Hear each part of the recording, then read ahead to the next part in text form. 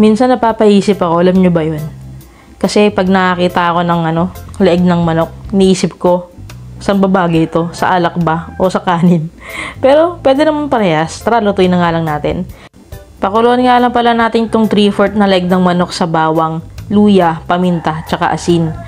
Oo nga pala, magbilang kayo ng 3 to 5 minutes after kumulo. Tapos hahanguin natin yung kasama yung mga nilagay natin pampalasa.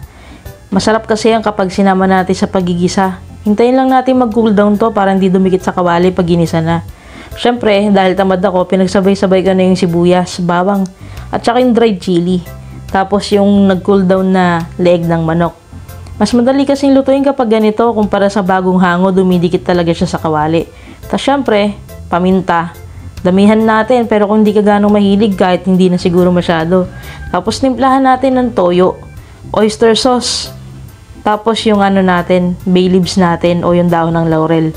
Palagi ko nga pala pinapakasungkat siya ng maigi to hanggang sa parang may tusta-tusta na dun sa kawali. Kasi ang sarap niyang kapag sumama na sa adobo natin. Lagyan natin ng water. Kayo pala bahala kung gaano karaming tubig. Ako kasi nakadalawang dagdag ako ng tubig bago ko ma-achieve yung lambot na gusto ko sa leg ng manok. Tapos ito na, luto na yan. Idadagdag na lang natin yung mga huling ingredients natin. Dagdagan pa natin ng sili para dagdagang hang. Tapos asukal pang balanse. Tapos yung suka na gagamitin natin dito is Silver Swan. Pero kung dato puti, medyo bawasan nyo. Hintayin lang natin kumulo yan. Tapos kapag kulong-kulo na, tsaka natin haluin. And then ayan, luto na yung leg ng manok natin. Syempre, pa nga ba, kakainin natin yan. Kaya naman i-plating na natin. Bahaw na kanin. Kagabi pa nga yan, tigas na nga eh. Tapos yung adobo natin na leeg. Tapos yung itlog, hinabol ko na lang. Toasted garlic para kunyari sinangag. Lagyan na rin natin ng green onion para naman magkaroon ng buhay. Charan! Ayan na. Pwede na natin kainin to. Napakasarap, napakalambot at napakalasa nito. So ayan, ito na po yung ating adobo. Charan! Diba? Tapos bahaw na kanin, men. Kaya na po tayo. May langaw. Sana magpumunta rito. Yun kanin natin, bahaw eh. Sa adobo natin.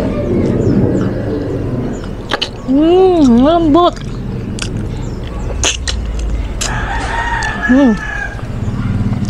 Harap. Shoo.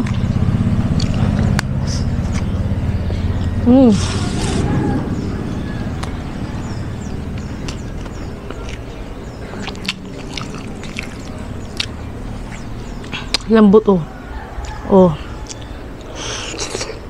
Diba? Hindi siya mahirap pumiwalay.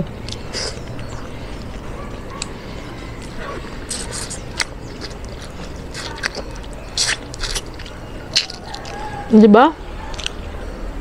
Sinip-sip ko lang. Okay na. Madilim yata tayo.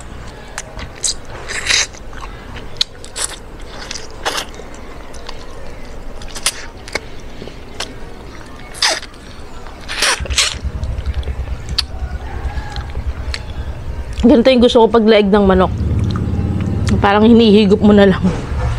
Kasi hindi kasi ako marunong kumain yung pati laman simot. Kaya gusto ko malambot talaga. Para nasisimot ko yung loob niya nang mabilis.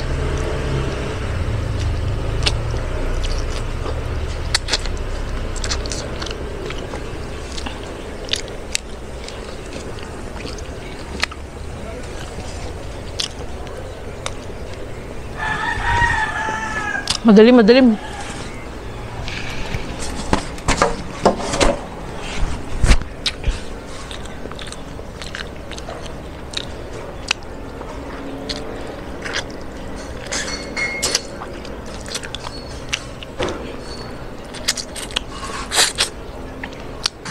Masarap to may ketchup.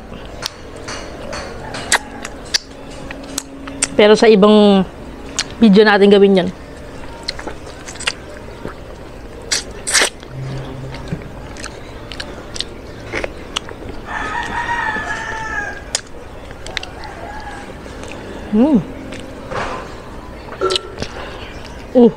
Naputol na lang bigla.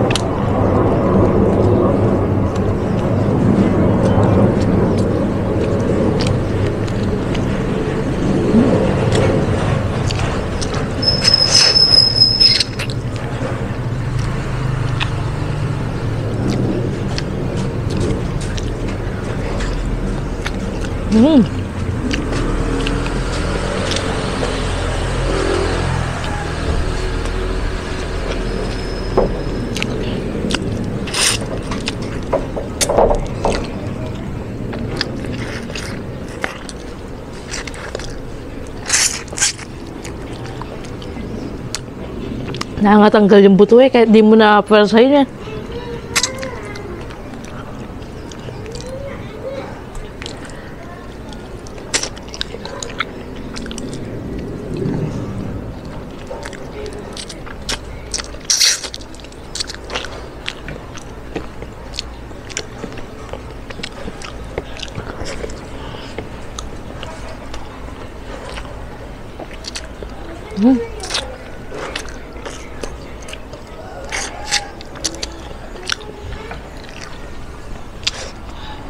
Sarap.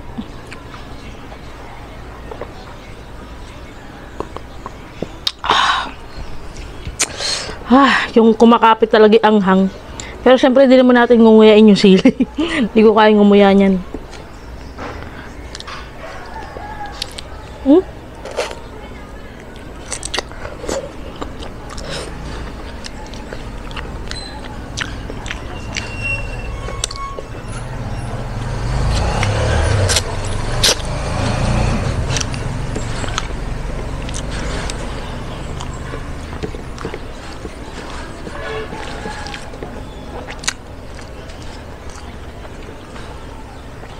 Sarap.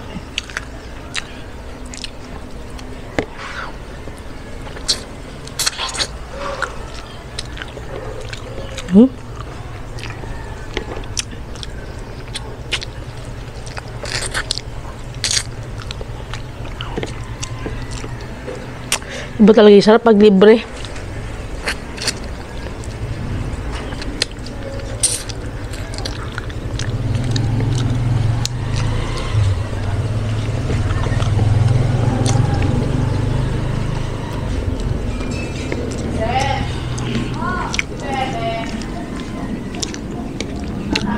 Wow.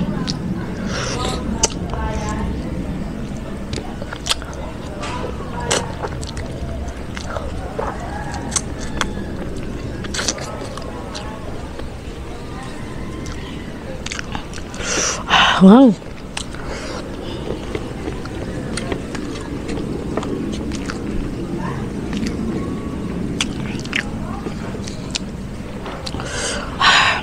Pag may ketchup, more on hindi siya pang ulam eh. Para sa akin pang upulutan naman.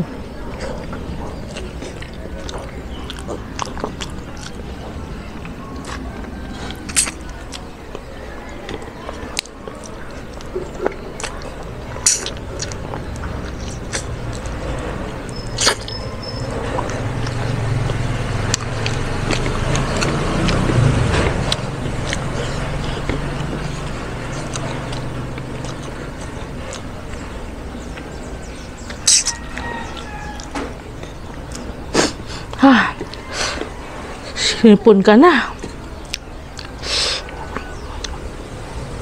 Wala siyang kalansa-lansa.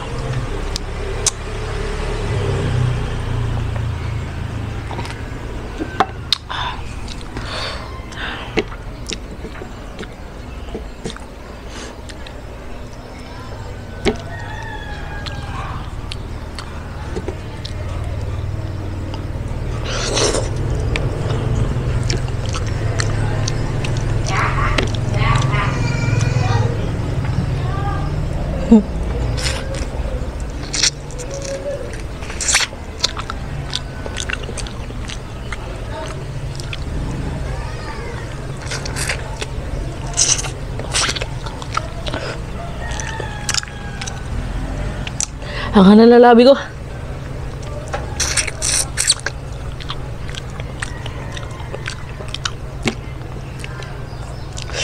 Wow. Pamintang buo out.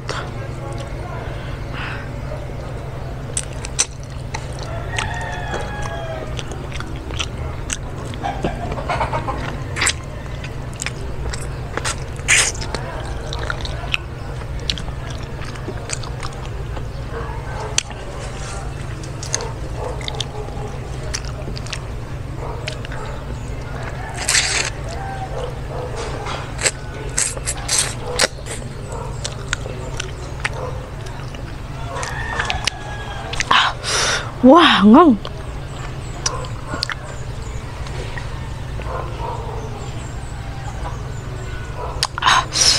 Gatong adobo talaga. Sarap anghang. Madalang lang umakakain ng ganyan kaanghang na adobo kasi si Mother, hindi naman siya masyado mahilig sa maanghang. So yung mga kabisat, hanggang dito na lang po tayo. Maraming thank you. Sana nagustuhan nyo niluto natin ngayon. And comment kayo kung ganito rin ba kayo magluto ng adobong leeg.